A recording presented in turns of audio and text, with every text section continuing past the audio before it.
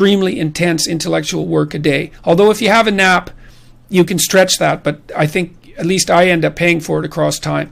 So nap, make sure you eat, and make sure you eat protein and fat and not carbohydrates, because carbohydrates are basically poisonous. That's about, and make sure that you get enough sleep. So that's how I combat it and try to make myself hyper efficient, which is also a really interesting thing to try. You know, I was talking to my agents at CAA, Creative Artists Agency in LA, and I just hired a publicist too to help me manage media in a more intelligent manner.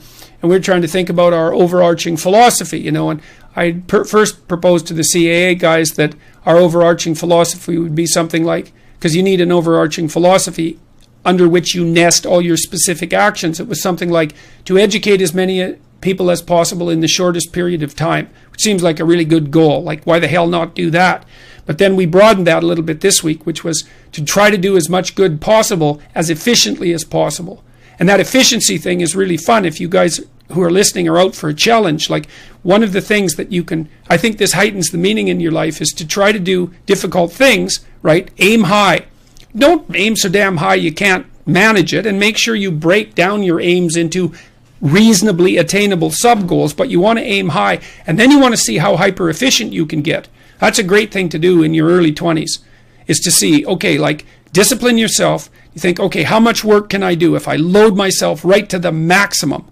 How far can I work? How hard can I work until I exhaust myself? And then you back off, obviously, because the optimal amount of working, productive engagement, let's say, is that which is sustainable across decades. So you have to learn that, but you don't learn that without stretching yourself to your limits to begin with. And, you know, if your life isn't everything it could be, and if you're suffering from an excess of meaninglessness, well, it means you're not oriented in the world of chaos and order properly. It's like you could learn to discipline yourself. Figure out what it is that you need to do and that you want to do, and then see how efficient you can get. Because one of the things that's quite fun is to figure out, if you have a task, I always tell my graduate students this if they're doing an experiment too, if you have a task that you have to do, it's really interesting to spend a few minutes, sometimes hours, depending on how long the task is, see if you can figure out how to do it from 5 to 10 times faster. It means you'll have to rearrange the way you think about it, but you can often do it. And that's how extremely productive people get so hyper efficient. You know, sometimes it means you have to delegate. Sometimes it means you have to bring other people aboard. That's delegation as well, I suppose. But there's a lot of preconceptions that you hold about who you are and who the world is that you could dispense with, that would make you a way more efficient actor in the world. And so, all right, so that's that. If past experiences shape us from the moment of birth, how can an action be ever said to be the result of free will rather than the accumulation of past influences? Well, it is in large part the accumulation of past influences, because that's knowledge. But I addressed that, I would say, already pretty thoroughly in my discussion of free will. Your free will isn't absolute. I mean, what are you, a genie? Even a genie is constrained inside a lamp. You know, so there's no action without constraint. There's no action without limitation. So it's just not conceptualized well. And all of your choices are constrained, not least by the fact that you have to keep yourself alive. So even just because there are limitations that emerge, say, as a consequence of the accumulation of past influences, doesn't mean that you don't still have a massive domain of freedom. So what is your opinion of attachment-based therapy, and do you think that therapy is at risk of encouraging people to wallow in self-pity? I'm not going to talk about attachment-based therapy because I don't know enough about it to provide an intelligent critique, but I can answer the second part of the question. Do I think that therapy risks encouraging people to wallow in self-pity? Not if it's done by a competent therapist. If your therapist is encouraging you to wallow in self-pity, then it's time to get the hell out of there. You've got a therapist who thinks that they're supposed to offer you a safe space. That's not helpful. Look, what do you do as a therapist? You act as a strategic counselor. So let's imagine someone comes to see me. So there's two big mysteries, right? What's wrong and what would look better? What's wrong and what would a cure look like? And I don't know. And so if you're a therapist, the first thing you want to do is figure out that you don't know what's wrong with this person, and probably neither do they, and you also don't know what's right for them. And so then you start talking to the person to try to solve that problem. It's like, okay, you've come to see me because something isn't right in your life. What is it?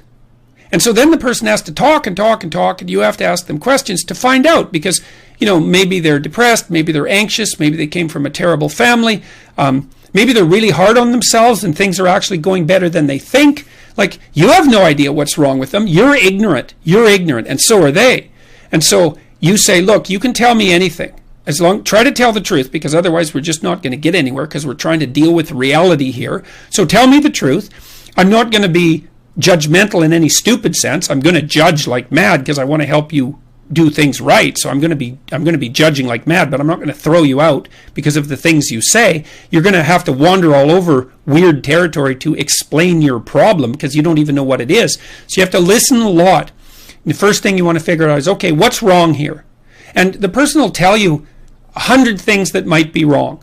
And they're quite painful to listen to often. They'll tell you about their past and their present. I don't mean painful in that it's not engaging or that it's not worthwhile. I mean, people's lives have a lot of pain in them, so it's painful to partake in that. So they'll tell you like 100 things that might be wrong. And then you do an analysis with them, and you think, well, okay, how many of those things really probably aren't a problem? The first thing that happens is, if you let a person talk about, let's say they tell you about 100 problems, the first thing you find out is that 90 of them aren't real problems. And the person just figures that out as they talk them through. So they say, oh, well, that's linked to this, and maybe that's not really a problem. That's not as bad as I thought it was, and we can probably ignore that. It's like they have a handful of cards that aren't organized, and they don't know what to do with them. There's too many cards. And so you say, look, lay your cards on the table, all of them. And this is also what you do when you're listening to someone you're intimate with and they're trying to solve a problem. And you have to be patient to do this, because they're all upset about something, right? And you don't know what it is. And maybe they're upset about you, and maybe they're upset about themselves, and they're not handling it very well, and they're impulsive and volatile and hard on you. And you say, all right, Christ, I'm going to listen to you. It's like, what's your stupid problem? And then they lay out their problem, right? The problem space. And you have to listen and not jump in there too quickly with a damn solution, because what the hell do you know? So you listen to them lay out the problem space. They lay their cards on the table. Then you say, well, we don't have to pay attention to this, and we don't have to pay attention to this, and we don't have to pay attention to this. And that's the cutting the dragon of chaos down to size. That's what it is. You look at the dragon of chaos and it starts to shrink. Okay, so, and that's because by looking at it, you indicate to the dragon that you're bigger than you thought you were, and that you're bigger than it thought you were. And that's very, very useful. So anyways, you lay out your cards and then you start to organize them. It's like, well, actually, I only have 10 problems. All right, so then you think, well, how can we break those problems down into manageable sub-problems, and how can you go about addressing them? That can be very complicated. I hate my job. Well, do you have an alternative? No. Well, why not? Well, I don't have a resume. I hate being interviewed. I'm afraid to make a resume. I loused up my education. I don't have any options. It's like, yeah, that's a lot of problems, man. And that's, those are strategic problems. So then you have to figure out how to help the person strategize and then implement the strategies. And so the next step is, okay, now we know your problems. If you could have a solution, like that would be the opposite of the problem, what might a solution look like? Same issue. It's like, well, there's lots of solutions. I don't know what to do with my life. I don't know what job to have. I don't know what person to establish a long-term intimate relationship with. I don't know what I would like to do with my family. I don't know how to use my time outside of work. I don't know how to resist temptation like drug and alcohol abuse. I don't know how to take care of myself mentally and physically. All these complicated problems. It's like, okay, let's sketch out a potential solution. If you could have what you wanted, so that would be a cure, what would that look like? We formalize this, by the way, in the future authoring process. So if you do the future authoring program, which is part of the self-authoring suite, it will guide you through doing this. It's unbelievably useful to do that, because you're not going to hit what you don't aim at. So then you have the person lay out, okay, well, where are we headed? It's a map. Now we know where we are, and it's a problem. Now we have to figure out where we're headed. And then finally, once we figure out where we're headed, we have to figure out how to get there. We have to make the map. It's got a beginning place. It's got an end place. Now we have to map out the terrain. So like, well, I didn't finish my degree, or maybe I didn't go to college, or maybe I didn't finish high school. It's like, well, do you need a different job? Yes. Do you need a high school diploma to get that? Yes. What steps do you have to take to get a high school diploma? Maybe you have to start with one course, right? Okay, where do you find a course? You go look it up online. What things make you afraid to go back to school? Which of those things are stopping you? How are you going to overcome those fears? So you take the large-scale vision, which is the place you're headed to in the future, that's the cure, and then you break it down into the strategic elements that are necessary to be implemented on a day-to-day basis. And you do that so that they're difficult, but attainable.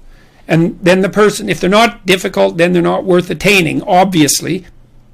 Obviously, you're not pushing yourself, and you want the person not only to develop in the direction they're supposed to develop, but you want to get them better at developing. So you want to push them, just like you do with kids or yourself, if you have any sense.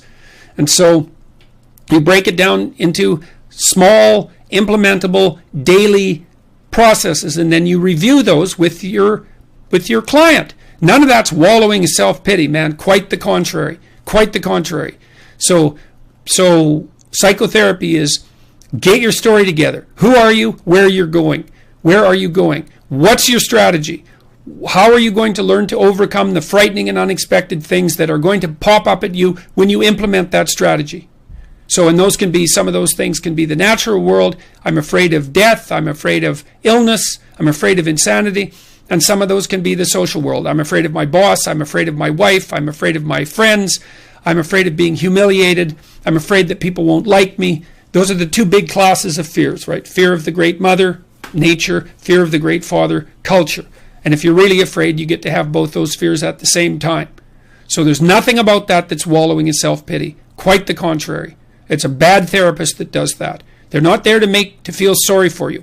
They are there to be on the side of the part of you that's aiming up and to encourage you and to allow you to have a space where you can lay out your thoughts using your free speech to think, where you can lay out your thoughts about what's wrong with you and how that might be set right. It's nothing to do with wallowing in self-pity. I don't want to calculate high-resolution utopia for myself only to have it squandered by fortune. How do I ensure the meaning I experience is self-determined?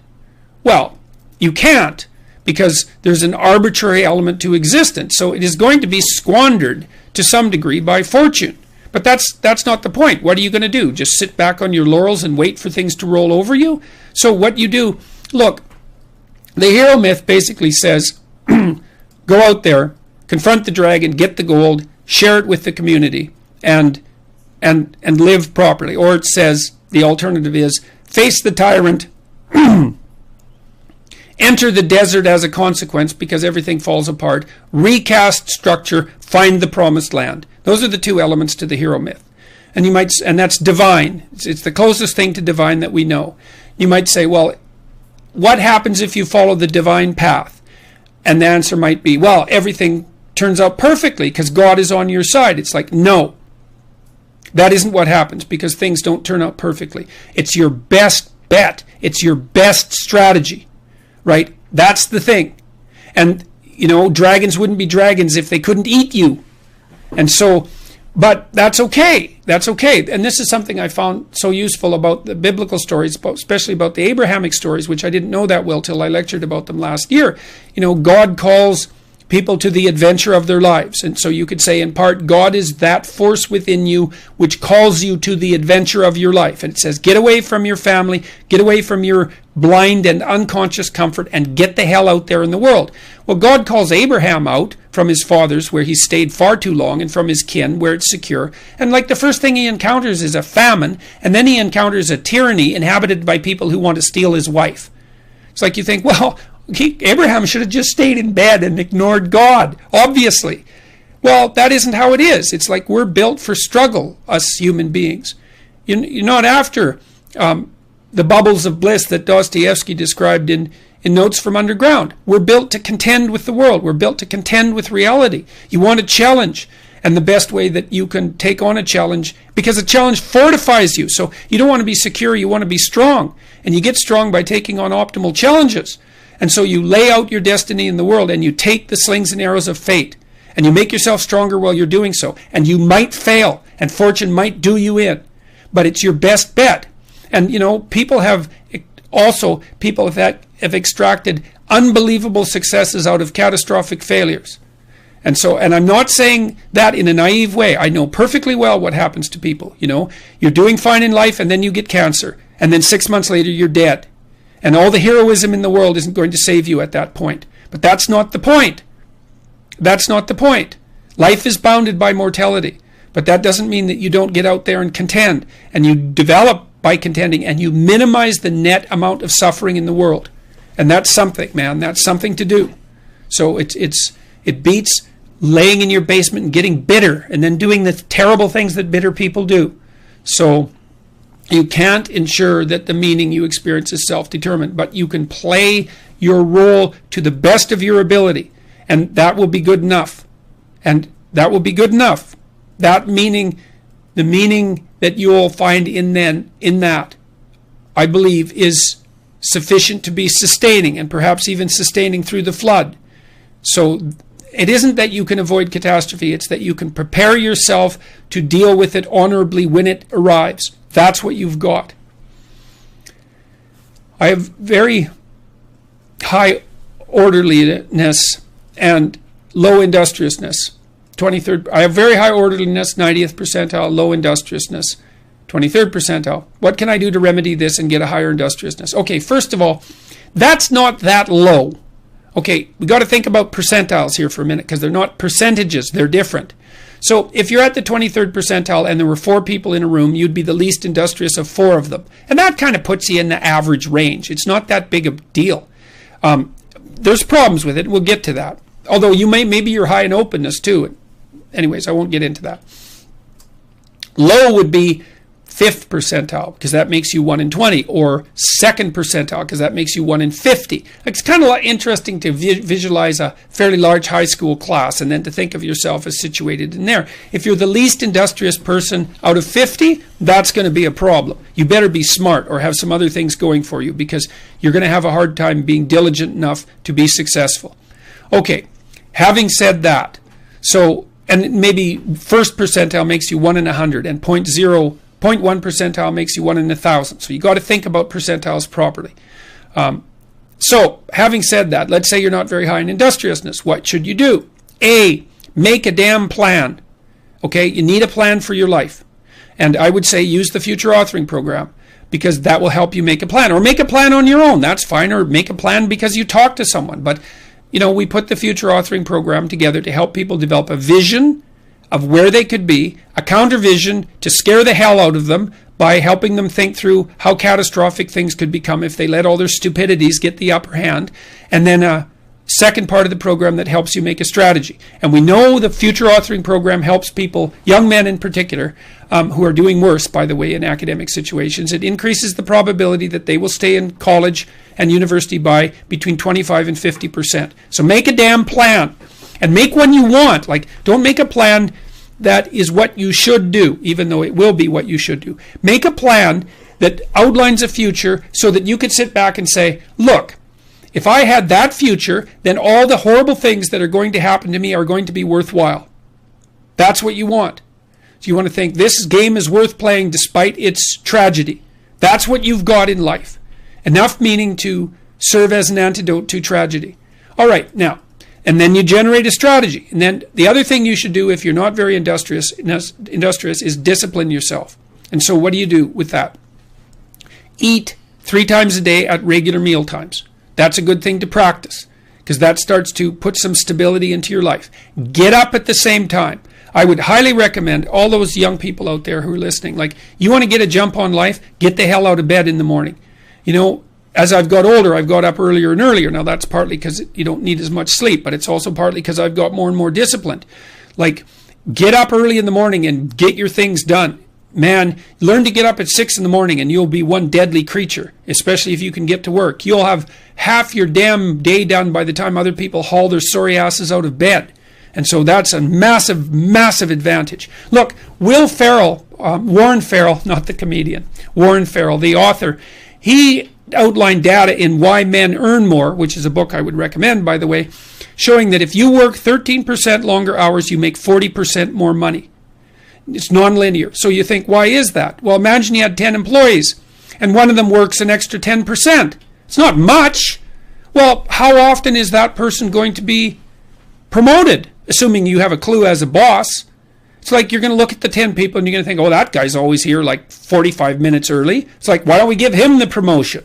obviously, right? So these small edges that you can manage like that, work an extra 10%, extra 13%, have non-proportional payoffs. That's part of the Pareto distribution.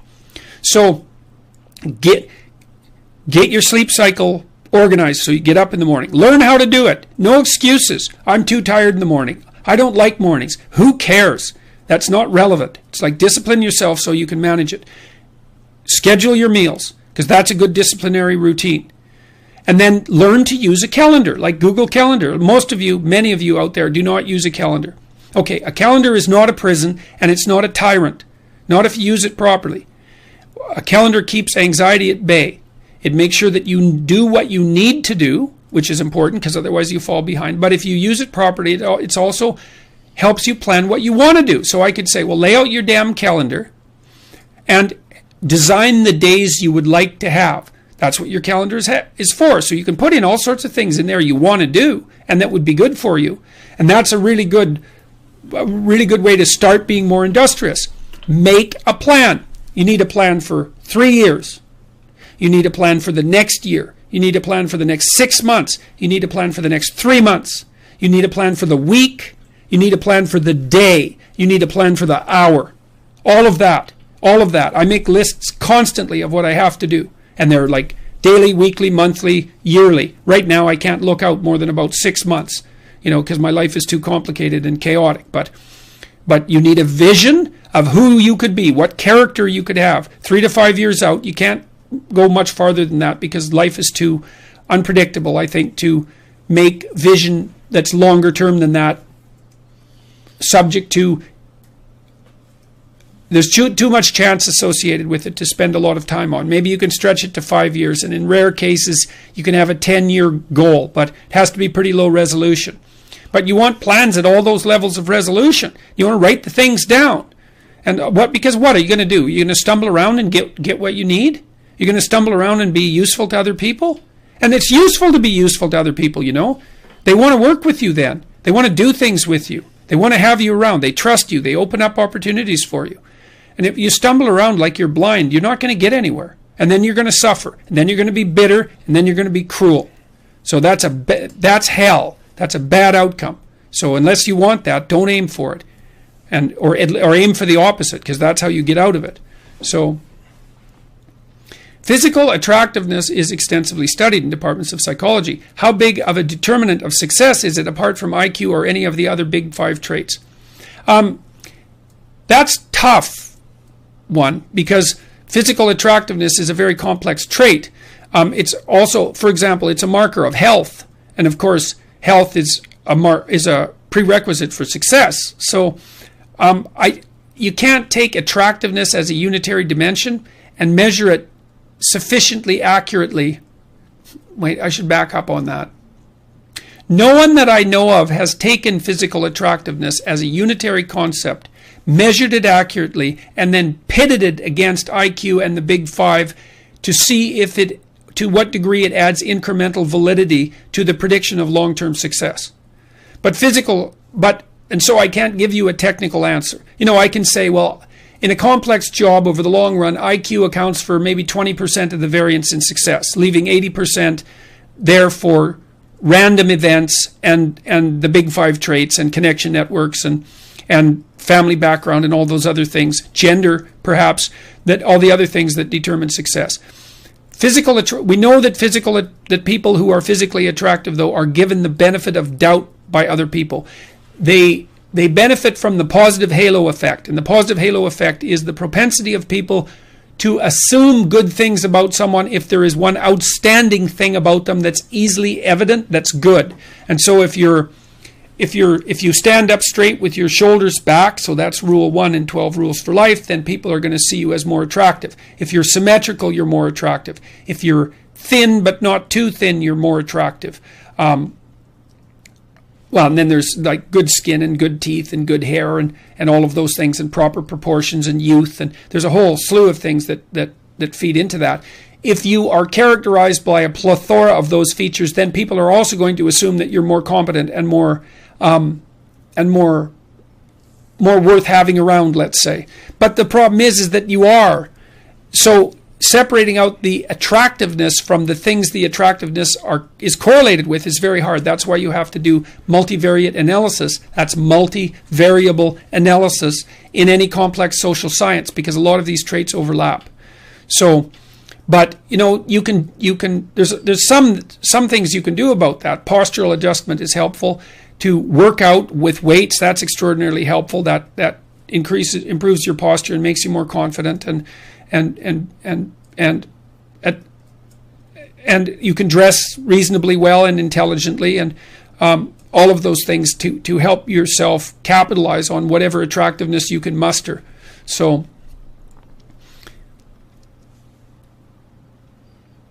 what is your view on psychological egoism? If we're all ultimately acting out of self-interest, then does altruism have any merit? I don't think the question's well posed.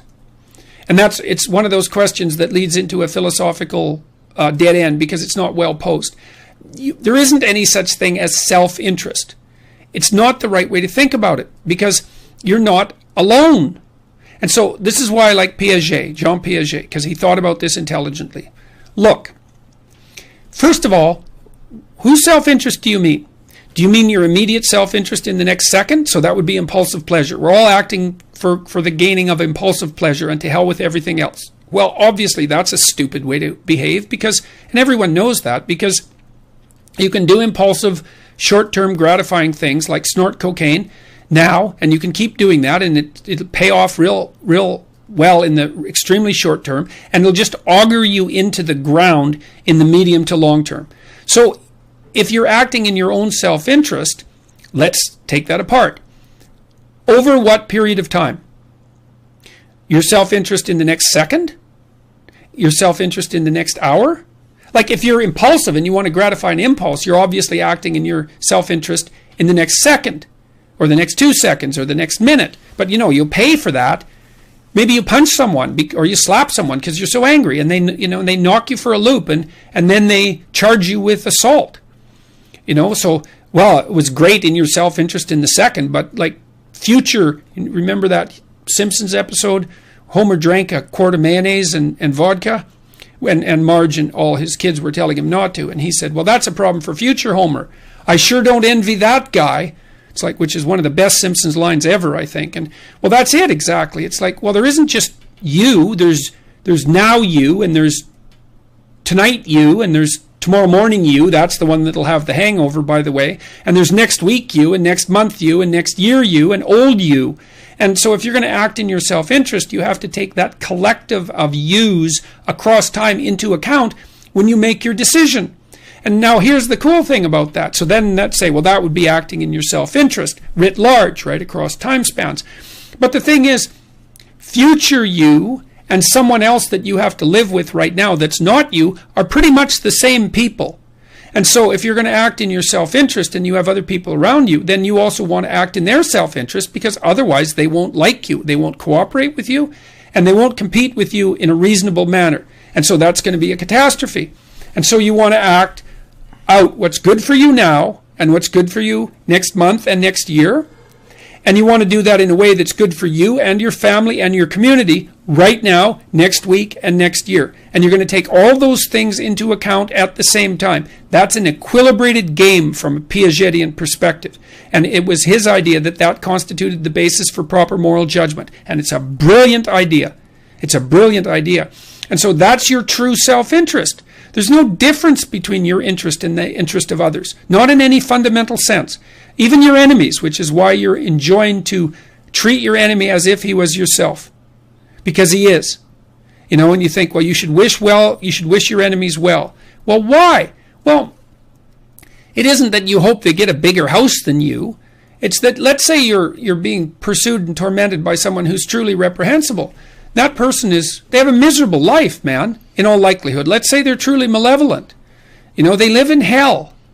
And what you might hope for them is that they could figure out how to get out of there, because it's not good for them and it's not good for anyone else.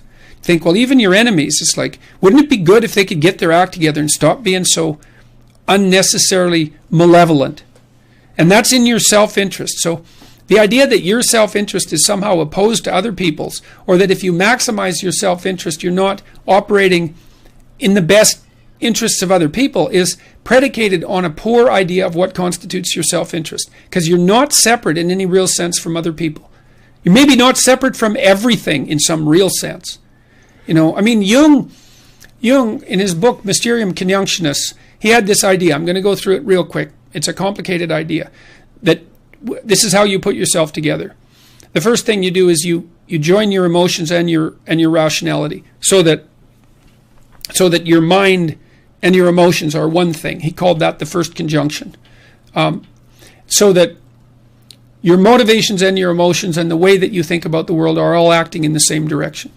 Okay, so that's the first conjunction, and you get your act together that way. So that would mean incorporation of aggression and sexuality from a Freudian perspective. Those parts of you that are difficult to integrate come to be integrated into one thing. So you can use your anger when you need to, and you have your sexuality under control. It doesn't have you, but you know how to use it, and it's a power for you. And you're properly assertive in all of those things. And so you build yourself into one psychological unit, and then you embody that. So that's the second conjunction. The second conjunction is take your mind, emotion, motivation, unity, and act it out. Act it out in the world, so that there's no distinction between you and what you do, between you and the way you think about the world and your philosophy and how you act. That makes you a second kind of unity. And then the final conjunction, which is the most difficult one, is to stop thinking that the world is different than you are. This is why I ask people to clean up their rooms. It's like, your room is you. It's you. And so you go in there and you clean up your room. You're cleaning you up too, the same way. You're developing discipline. You're putting yourself in order. You're developing a vision of the future. You're figuring out how to dress. You're figuring out how to take care of your things. You're interacting with the microcosmos that you have in front of you and learning how to balance chaos and order. There's no difference between you and what's around you. And that's a very difficult thing to understand. And so you want to act in a way that's good for you, but good for everything else at the same time. And that's a high moral virtue. And that's the right way of thinking about the relationship between psychological egoism and altruism. It's like as you move towards a broader conceptualization of things, you start to understand that there is no selfish self-interest. It isn't how life works.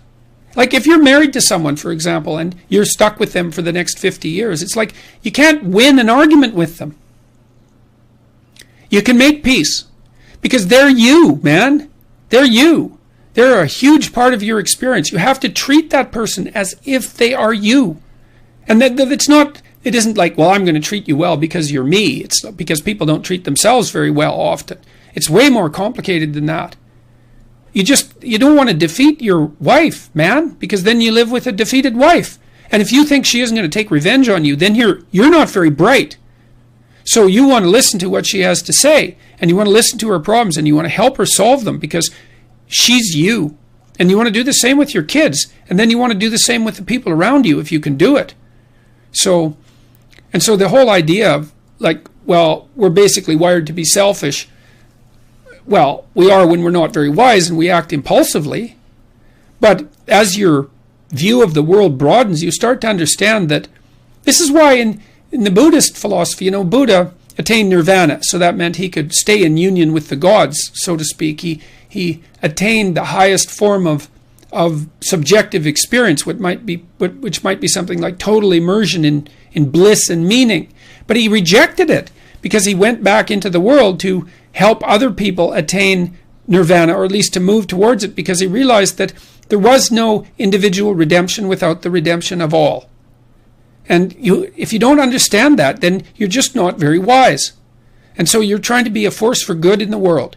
And that doesn't mean just good for you. It's just blind, because there isn't any isolated you. That isn't how things are. That isn't how reality lays itself out. So what is your current thinking on Orthodox Christianity? The Orthodox Christians like me. I don't know why, but I think I have some idea, I guess. I've got a lot of letters from religious people, a lot from Muslims, from Jews, from Orthodox Jews in particular, strangely enough, from Christian monks, but a lot from Orthodox Christians. And I think the reason for that, as far as I can tell, is that the Orthodox look at Christianity from a slightly different angle than the Protestants and the Catholics. And I'm not putting down the Protestants and the Catholics. They have a perspective, a reason for their viewpoint. But what's happened in the West, I think, and this is a dreadful oversimplification, so please forgive me, is that the West has viewed Christianity more as a set of beliefs that are analogous in some sense to a cognitive theory of the world. So to be a Christian in the West, you have to accept that Christ died for your sins and that you're redeemed. So you have to accept Christ as your Redeemer. And that really means to state that you believe a set of propositions about Christ, that he was the Son of God and that his death and resurrection, his sacrifice, redeemed mankind. And then you partake in that redemption by laying out that accordance with a set of facts, let's say. I understand why that's how it's worked out, but I think there's a big risk in that. And I don't think the Orthodox fell into that to the same degree. Their idea more, and this is there in Protestantism and Catholicism too, it's there, but it's given more secondary, more implicit emphasis, and I think that's a problem, especially in the modern world. The Orthodox would say, as near as I can tell, that you should pick up your damn cross and stumble up the hill. That's your job, right? And the cross is the X, where everyone is located. You're right at the center of reality. You're suffering and dying and being reborn all the time at the center of reality as you transform. And you have to accept that and embrace it. And that's a very, very hard thing to do, because it means to embrace all your flaws and the flaws of reality and the tragedy of existence and your death and the sum total of human evil, all of that. Unbelievably demanding requirement. But you do what you can to do that. And then not only do you pick up your cross, so to speak, but you stumble uphill towards the city of God. You stumble up towards what's good. And that's your destiny. And that's where meaning is to be had. And the Orthodox lay that out quite well. That's your goal, is the imitation of Christ. And Christ is the Logos. This is the Christian story. Christ is the Logos that God uses at the beginning of time to transform pre-cosmogonic chaos into habitable order. Truthful speech. So that's the thing. The fact that you're capable of uttering truthful speech is an indication that you've shouldered your cross and are stumbling uphill. A very coherent theory. And the Orthodox, I think, have done a very good job of keeping that idea at the forefront of their belief. And so that's what I think about Orthodox Christianity. Do I have any thoughts on the Myers-Briggs personality test? Yes, it's old. It isn't psychometrically valid. It wasn't derived by factor analytic techniques. It should be replaced by the Big Five, or the Big Five aspect scale, which you can use if you go to understandmyself.com. We've put it online for people to use and to generate a personality report. Myers and Briggs attempted to make a questionnaire predicated on Jungian presuppositions, and perhaps they did a fine job for the 1930s, but that was a long time ago, and there weren't any powerful computational devices of the kind that were necessary to sort out the structure of personality properly, which we've managed to do since about 1960 onward.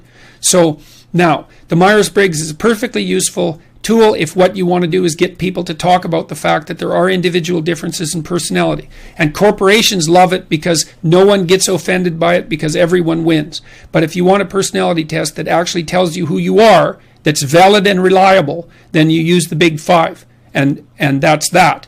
And so I would say the Myers-Briggs should be relegated to the dustbins of the past, because it's a defunct and archaic instrument, and it's no longer properly valid.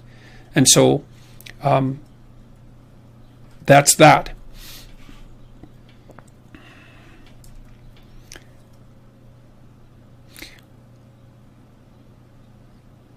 How can women who waited too long to have children find meaning in their lives once they realize their mistake? How can we cope with the regret? Jesus, that's a hard question. Well, there are other avenues to meaning, right? I mean, that's the first thing to realize, is that there's intimate relationship, there's familial relationships that aren't in accordance with children, there's other people that you can serve, there are other children that you can serve. So what you have to do, because intimate relationships are so important, and I'm including the close familial, I'm not talking about sexual relationships, I'm talking about very close social relationships. The thing about having children, if you're lucky, is that you have a relationship there of a depth that you don't get anywhere else, with the possible exception of your parents and siblings and your partner.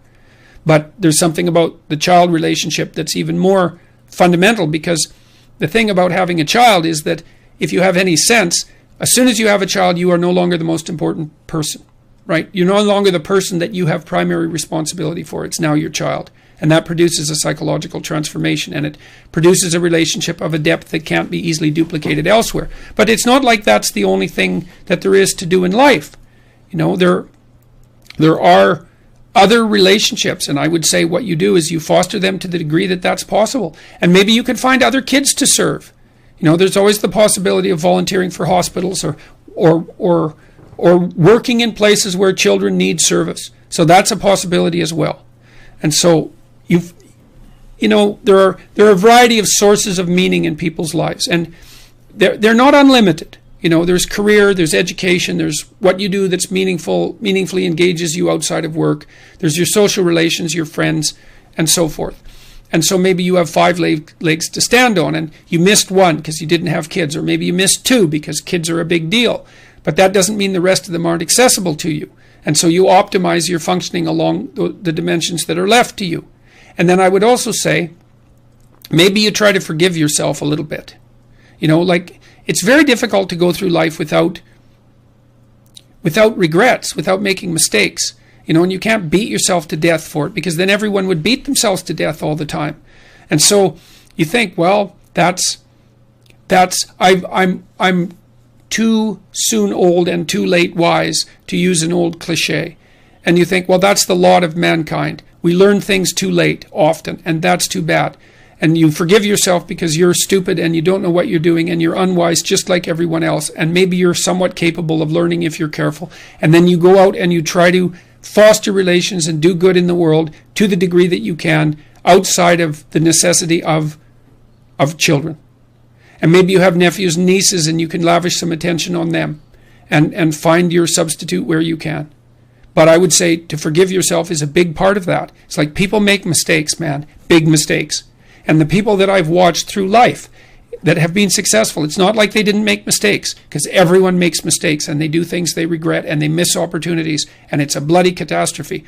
But they treat themselves with some degree of mercy along with the justice. It's like, yeah, well, I screwed up there and I'm going to try to learn and I'm not going to do it again, but I'm not going to beat myself to death so that I can't get up again.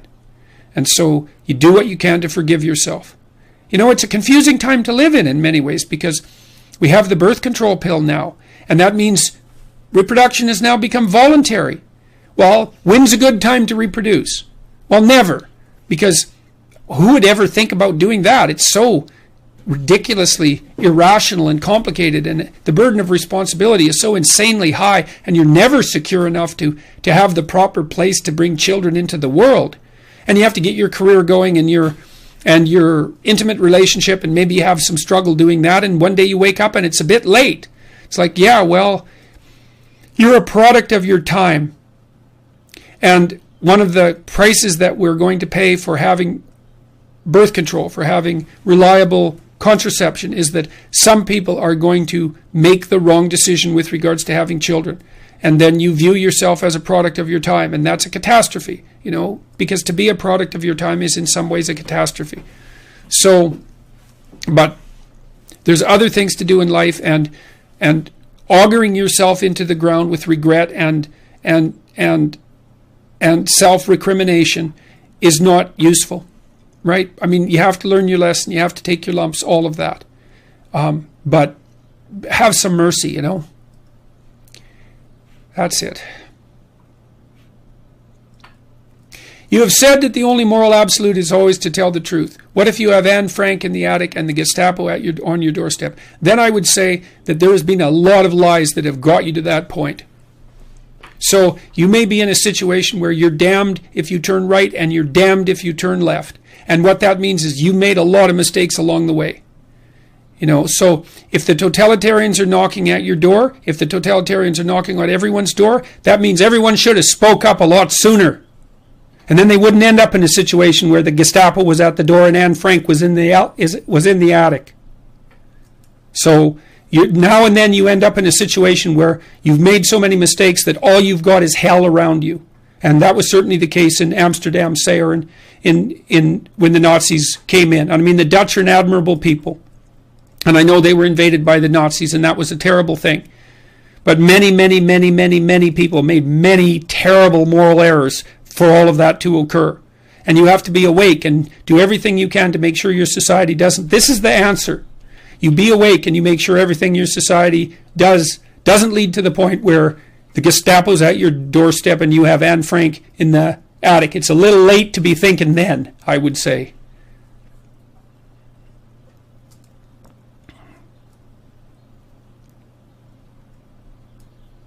Why have confidence in an opinion when it could be wrong? Well, partly because it could be right.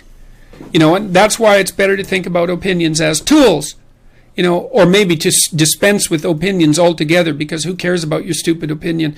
But what you want is tools to work in the world. And you think, well, I have a tool and it might work. So like, let's say that you're going in to negotiate with someone. Well, your toolkit is the conceptual structure and the habits that you have that enable you to construe the situation and to conduct the negotiation. Well, you have to have confidence that your toolkit is appropriate, or you wouldn't go out there and test it. And you say, well, I might be wrong. It's like, yeah, but you're not going to learn if you're wrong unless you go out there and test it. So you have to have provisional. Look, let's say that you're using a hammer to hammer in a nail. And you think, well, am I going to hit the nail? Well, you aim at the nail and you hit it and you watch. And if you didn't hit it quite right, then you aim a little different, So you have enough confidence to swing the hammer, but that doesn't mean you're not paying attention to the outcome. So you want to have confidence. Maybe this is the best answer. You don't want to have confidence in the opinion exactly. You want to believe in the necessity of moving forward in the world with your limited toolkit, and also you want to make the vow, let's say, that as you implement your tools in the world, that you're going to pay attention to what happens and you're going to modify them as necessary as you move along. That's the adoption of the hero myth again, because that's, let's say your opinion is a little screwy, and so you lay it out in the world and you get responses that aren't positive. It's like you think, oh, okay, well, that didn't work out quite right. I'll go retool my opinion. And so you move out into the world not as a collection of opinions, but as a collection of tools, and as the process that can recast those tools. And then you think, well, it's not so much that I have confidence in my opinions. I know that they're necessary to express them, because sometimes they'll work, and if they don't work, then I can learn. And that's the recipe for forthright action in the world. Our daughter ended her life at 24 due to depression. If someone is determined to end their life, how can one change their mind? Oh, well, first of all, I'm very sorry about that. That's a terrible thing. Look, I had this friend,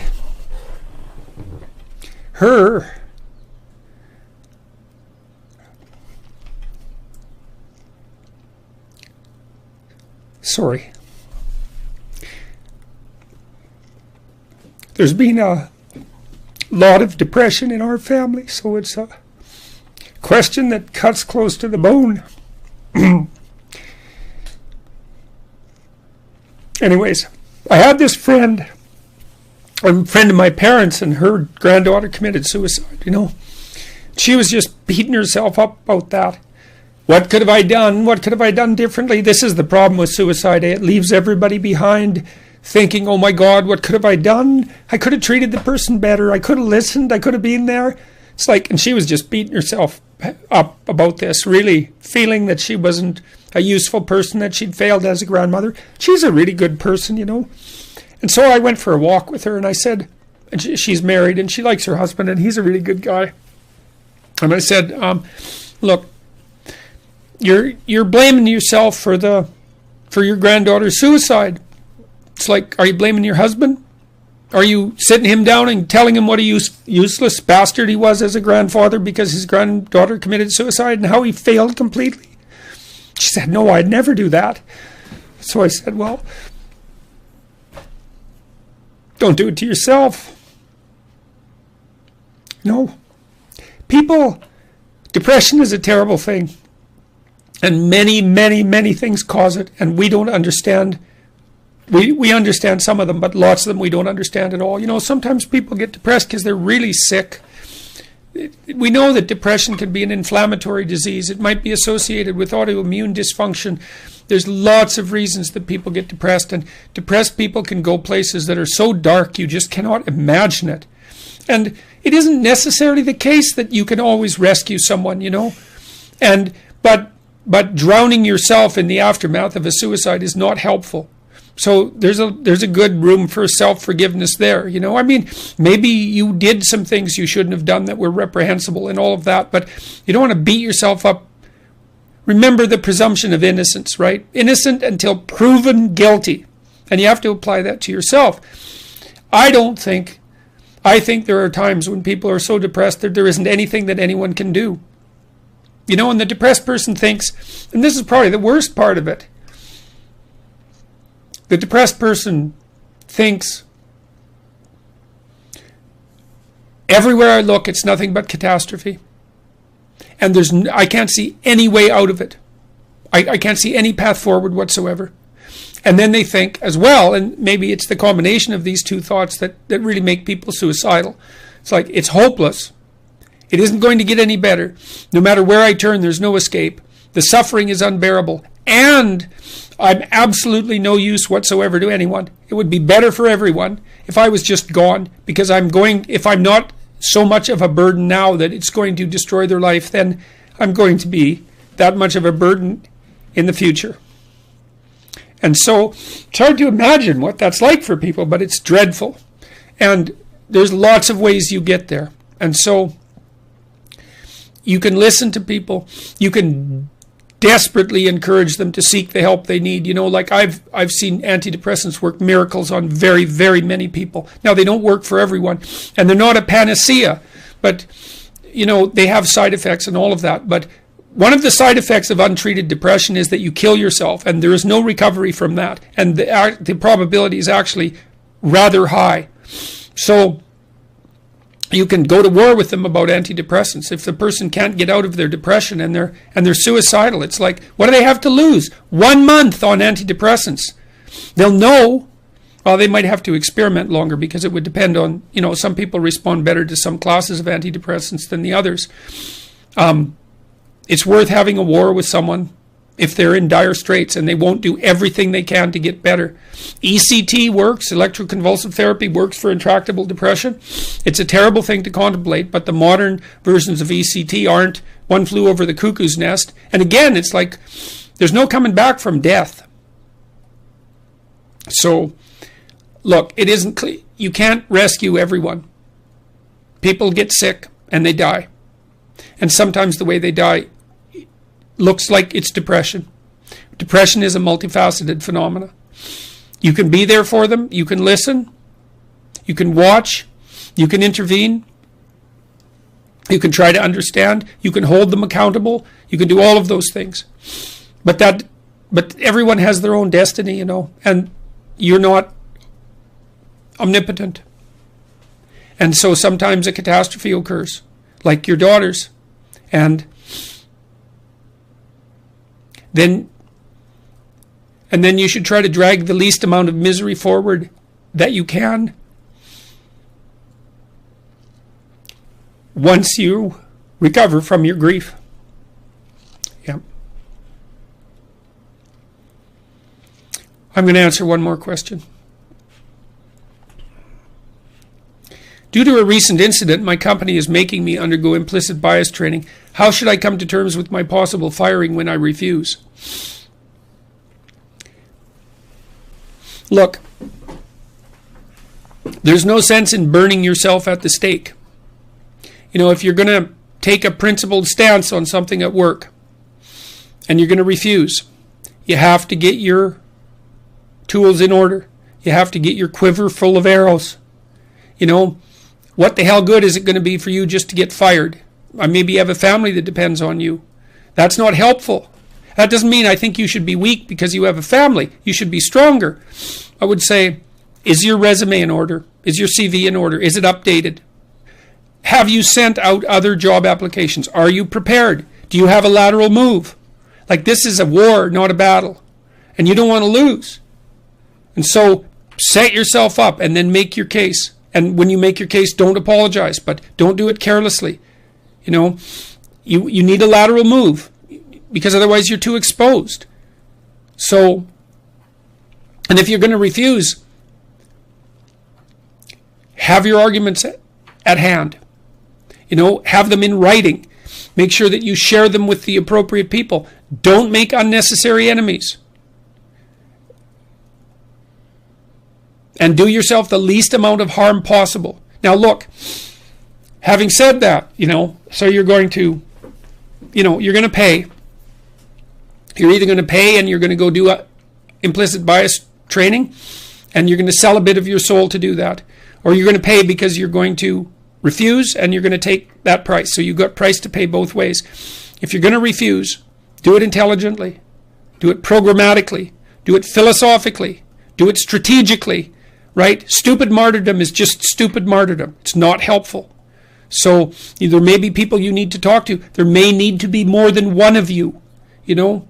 So you may need to make contact with the press. Like, you got to be strategic about this. You got to be intelligent about it. You don't want to just light yourself on fire and out of protest, because maybe there'll just be a pile of ashes that people sweep up and go on with their idiocy. So, all right, everyone. Nice talking with you all. Thank you for the questions. Come and see me if you want. If you go to Jordan Peterson, jordanbpeterson.com, you can see the upcoming events. They've been going real well. I'll talk about my book and about all the other things that I'm thinking about, or not all of them, but some of the other things that I'm thinking about. I try to make every talk different, even though, you know, the outline is the same because I'm talking about my book. I guess that's about it. Thank you for all the Patreon support. I know it's been a little while since this last Q&A. That's life, I guess, at the moment. And I'll try to do one within the next month. I'm on the road a lot. I'll probably do it with my laptop. So, what should I say in closing? Get your act together. Much as you can. There's things to do in the world. And it would be good if everyone was out there doing them. Let's see how we could beat this old globe back into some reasonable shape, or into better shape than it's ever been. That would be a lovely thing to do.